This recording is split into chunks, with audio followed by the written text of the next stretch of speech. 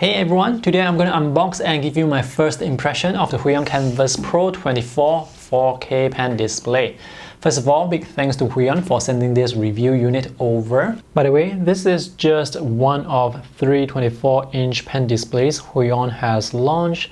I'm going to put this comparison table here on the screen for you so that you can see what are the differences between the 3 models, and there are quite a number of differences. So my review will be split into 2 parts again. This video that you're watching will be talking about the features and showing you the things that are included.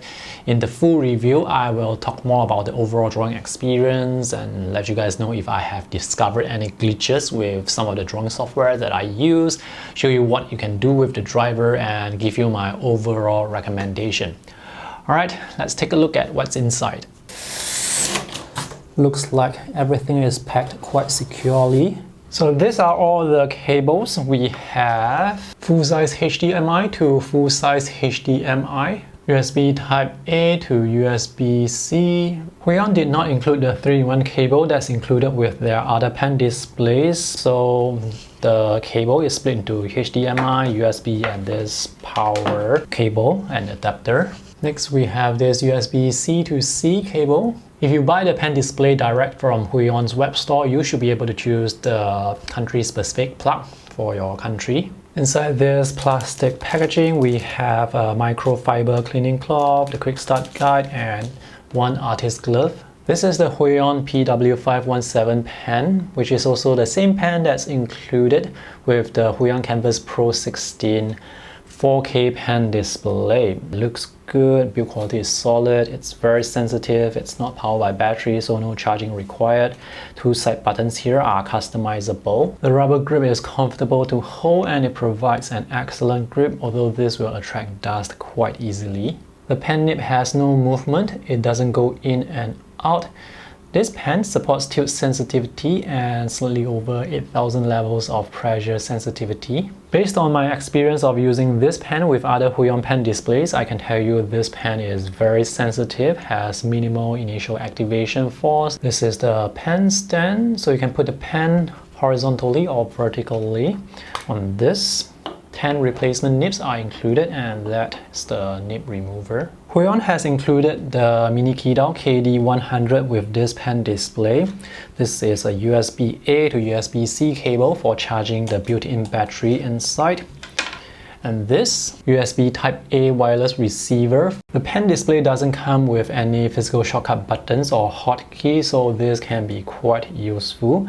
I have already reviewed this in a separate review, so if you want to find out more about this, just check out that review using the link that I have for you in the video description below. So there are 18 physical buttons here, all customizable. A dial with a button in the middle for switching the dial function, power buttons on the right side. The short review that I have for you for this is it performs really well. This Qidao is also available as a separate purchase on Huion's website. So this is the Huion Canvas Pro 24 pen display. In case you don't know, a pen display is actually a monitor that you can draw on, so you will need to connect this to a computer in order to use it. So this pen display is huge, and this is much heavier than I expected. Let me show you the back first before I peel off the protective film that's on top. So we have 2 feet here, and there's rubber on the bottom. This is probably for the VESA mount. Dimensions are 10 by 10 centimeters. There are 3 more rubber feet at the bottom, and this back has a very nice matte texture on it. Let me turn this back. The overall build quality for this is excellent. It feels really solid. There are 2 USB Type A ports here on the right side. That's a 3.5mm audio jack. At the top right, that's the power button. In the middle section here, we have ports for the power, USB Type-C, full-size display port, and full-size HDMI. Let's peel off this plastic covering. I have strong light source coming from that direction, by the way, so you can see the anti-glare. Unfortunately, the stand can only be deployed at one height, but thankfully this is a very nice angle to work with. Because the feet for this pen display is fixed at that specific height, you may not be able to use this as your main and only display. So for example, if you want to watch movies on this display, it would mean you have to look down at the display.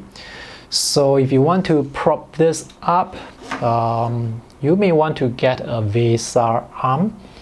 And when you have the display like this vertically, this also allows you to work on other work besides digital art. It would be better for your posture. So I've just connected the pen display to this laptop here running Windows 10. This, by the way, is the LG Gram 17. So first impression, the USB-C cable is just 1 meter, so it's not that long. If you are connecting this to a laptop and your USB-C ports are on the right side, the cable may not be long enough. This is a beautiful pen display. The design is clean and simple. The bezels uniform throughout. This is around 3 centimeters to the edge. This display has a matte surface glass with a really nice texture to draw on. And because this is matte texture, there is going to be anti-glare. How much anti-glare there is really depends on where your light source is and how big is your light source. The colors on this pen display looks great out of the box, and this is an IPS panel, so the viewing angles are good. So when viewed from this angle, from the side, there is minimal color shifting. This is how the colors look when there is no reflection on the surface, and the colors look terrific.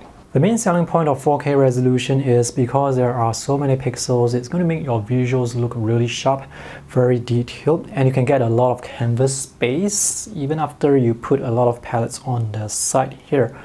But the compromise is if you run 4K resolution at 100% scaling or no scaling, the UI elements like the text, the icons, the brush icons here are so small that it's very difficult for me to see or read properly. So to make this UI more usable, I actually have to scale this. Let's scale this to 200% and see what happens. So now all the palettes are much larger, but you don't get as much canvas space. If you want more canvas space, you can actually just hide the palettes or make them smaller. But the main thing here is the menus, the text, the icons, they are now much bigger, easier to read, easier to click on more accurately. The size for the user interface elements here, if I'm not wrong, looks like 1080p. So if you find the palettes here too big, you can actually change to other scaling options.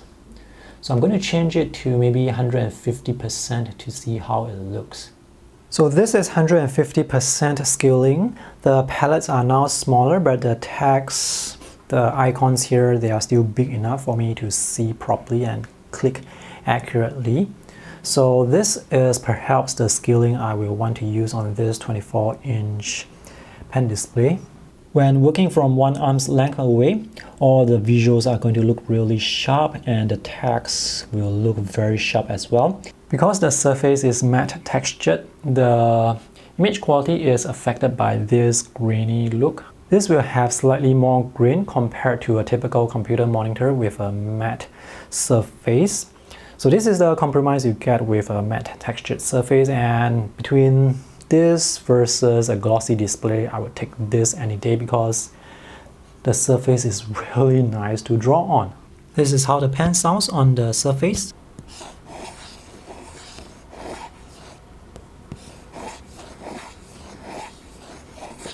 One thing to note about creating graphic design or digital art on this 4K resolution display is you will probably need to increase the resolution of the file that you are working on.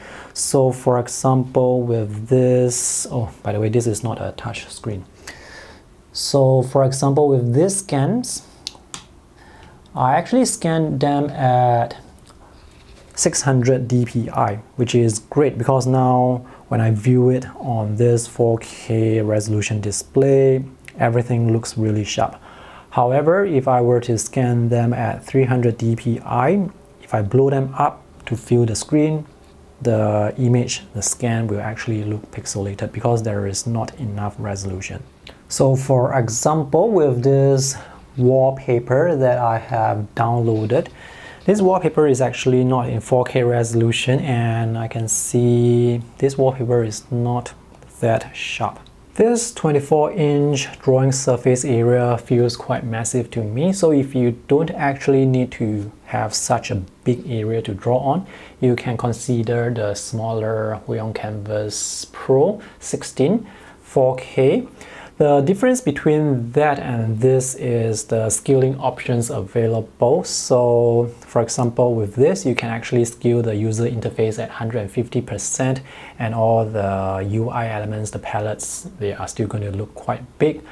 However, if you are using the smaller 16-inch and you scale it at the same 150%, obviously because the screen size is smaller, at the same scaling, all this will also become smaller and a bit difficult to read.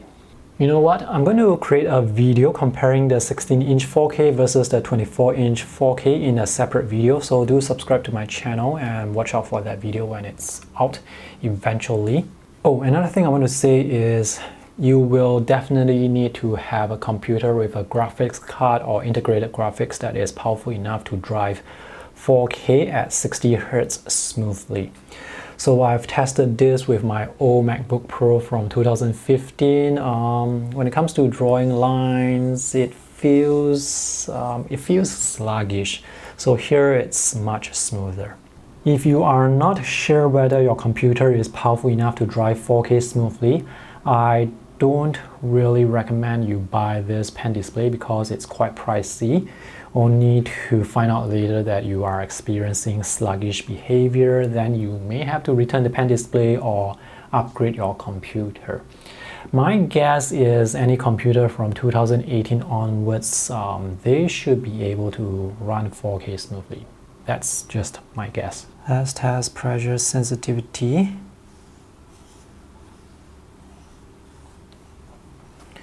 Okay, so oops, no touch. So at low pressures, I can see some wobbly effect, and as the lines become thicker, it's easier to maintain the consistency. It's easier to maintain the same thickness. So let's try and draw the thin lines again, this time with very minimal pressure. I will have to draw a bit faster to make the lines smoother. But you can see there is this wobbly effect. Let me reduce the brush size again. So is this going to be a problem? Let's draw something real quick to see whether or not that's going to be an issue. So this is actually my typical drawing speed, and it seems fine. I mean, now I'm not applying a lot of pressure, so it seems to work fine right now. So when drawing at moderate speed, I don't really have any issues with the wobbly effect that you saw earlier. And this is with me drawing with rather light pressure.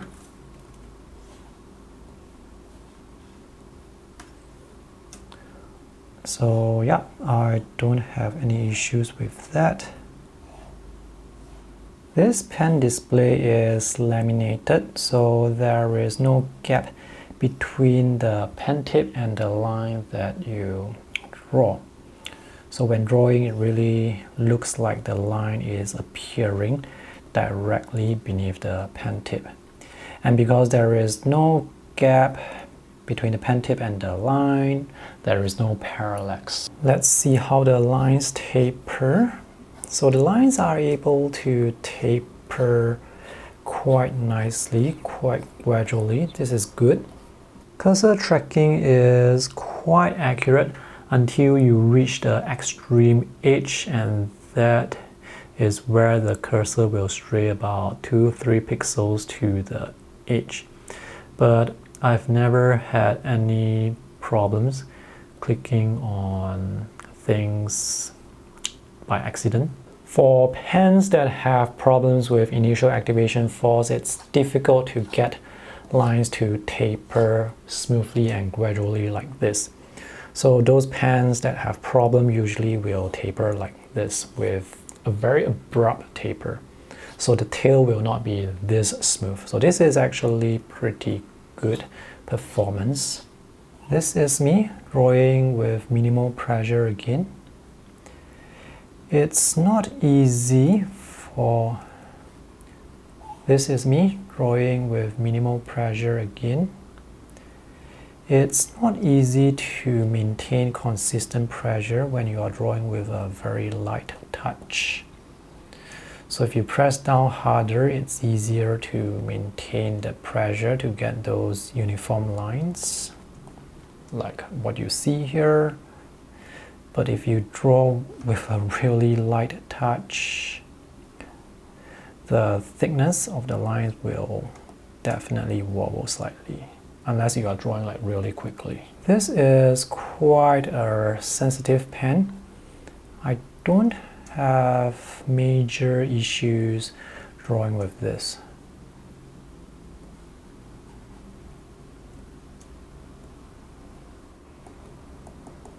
I can also place dots very easily. This is Krita, and tilt sensitivity works fine. And tilt can work right to the edge as well. No issues here. Yep, no issues. So I'm going to use this for a few more weeks before I put out my full detailed review. If you guys have any questions or if you have any things you want me to test, let me know in the comment section below. In my full review, I will cover the OSD, the drivers, what settings you can change, color accuracy, whether or not there are any glitches, and the overall drawing performance with the various drawing apps that I use or test. Alright, I hope this video is helpful. Thanks for watching. See you again. Bye.